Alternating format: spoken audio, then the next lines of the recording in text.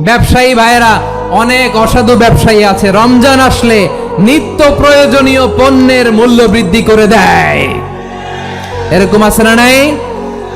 এগুলো করবেন না, মজুতদারি করবেন না, পণ্যের কৃত্রিম সংকট বাজারে করবেন না। আপনি লাখ টাকা কামায়া ভাবছেন যে রোজাদারদের কষ্ট দিয়ে ধনী হবেন, এমন রোগ আল্লাহ আপনারে দিবে, কোটি টাকা দিয়েও আপনি হাসপাতালের বিল পরিশোধ করার ক্ষমতা আপনার হবে না। খবরদার।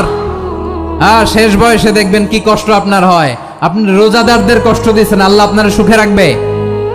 আল্লাহর দোহাই লাগে আমার ব্যবসায়ী ভাইয়েরা এটা করবেন না। আরব বিশ্বে আমরা দেখেছি, আরব বিশ্বের ব্যবসায়ীরা সারা বছরে ব্যবসা করে, রমজানে ভর্তুকি দেয়। আর আমার দেশের কিছু অসাধু ব্যবসায়ী রমজানে গলাকাটা ব্যবসা করে আর সারা বছর সেইটার উপর দিয়ে চলে। চিল্লায় বলেন ঠিক কিনা? করবেন না, এটা করবেন না। নিত্য প্রয়োজনীয় পণ্যের মূল্য বৃদ্ধি করা হারাম, পণ্যের কৃত্রিম সংকট তৈরি করা হারাম, মজুতদারি করা হারাম, রোজাদারদেরকে কষ্ট দেয়া হারাম। এটা করবেন না।